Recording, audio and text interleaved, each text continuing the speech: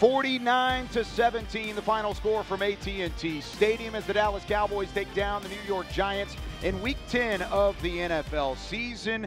Arlington was rocking for this one as the Cowboys get back on track and improve to 6-3 in the 2023 season. Hello, everybody. Welcome into the First Word presented by Dr. Pepper. We've got Barry Church, Isaiah Stanback, Nate Newton as the Cowboys are still working their way back into the locker room behind us inside AT&T Stadium. Barry, I'll start with you.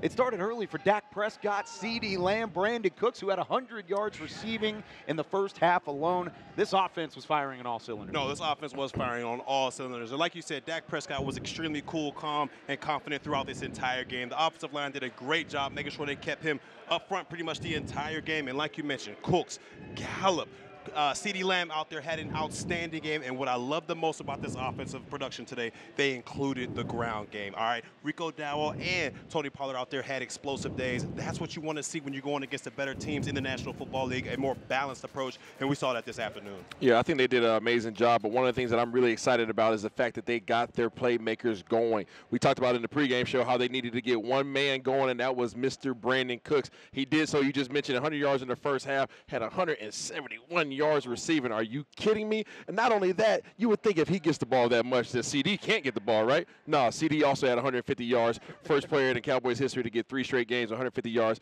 Absolutely balling out. Absolutely proud of these guys. Great job, Coach McCarthy, in offense. Church, you talked about it in the pregame that we need to get this offensive line, and more important, we need to get Steele going. They gave up no sacks, man. 32 carries combined now, 32 carries, 169 yards, 5.3 average. That is a great day. Balance, doing what you do, and yes, we control time of possession, I think. Let me go back and check that, but I think. Maybe at the end of the game, that one might have gotten skewed a little bit. Nate, you mentioned it, though, and Barry, you brought it up as well.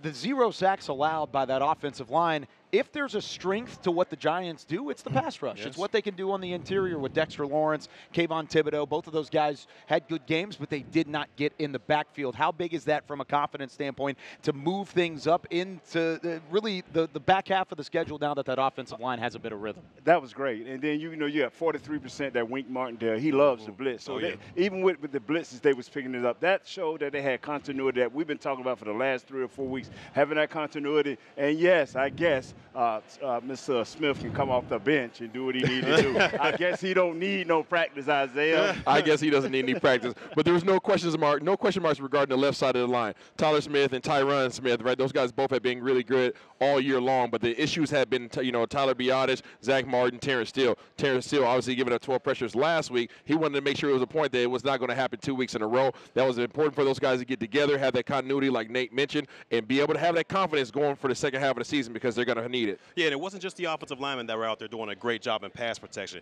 Tony Pollard, Dowdle, both of these tight ends out there, they did an amazing job before they get into their routes, chipping, helping out your tackles every now and then. We saw last week they weren't able to do that. They left guys on the island. Coach McCarthy made those adjustments going into this game, and both of those backs and those tight ends did an amazing job at pass pro. Let's talk about Dak Prescott. Third straight game over 300 yards. First time since 2020 that he's done that, and also only the second time all time. Tony Romo did it back in his tenure as well. Isaiah, I'll start with you on this one. Dak continues to throw at a high level, continue to put up big numbers. What has he been doing best over these last 3 weeks? Making smart decisions. That's the main thing. He has not been pulling the trigger irresponsibly, should I say. He had 1 interception today, obviously, but over the past 3 games, he now has over 10 touchdowns, and that is absolutely ridiculous. But these guys are getting going. He's finding his rhythm. He's finding his weapons. Him and CeeDee Lamb, seemingly, they might as well go and be Siamese twins at this point because these guys are on one accord. I just love how they're playing ball, man. We've seen it for the last 3 games, now the 4th game, that these guys believing in one another. And Cooks, if we can just keep this going with him, don't let this be a one-game instance, a one-game wonder, a one-game hit. This guy needs to be actively involved because it just opens your offense up tremendously. And that's what I love most about his game this afternoon. Not only was he accurate out there and made good decisions for the most part in this game, but like you said, Isaiah, he got everybody involved, from the tight ends to Cooks to Gallup. We saw Gallup emerge out there as well. CeeDee Lamb doing his thing like he was these past couple games. It was just an all-around great game for this offense, and you love to see that going forward. Man, it really was one of those games. And going into it, you needed a result like this to get things done. You felt like you needed a result 49-17-esque to feel confident about this team moving forward. They got it done. As we leave you with some of the final stats, take a look at this. The Cowboys offense was just off the charts in this one. 600-plus yards? Are you kidding me? That's an incredible number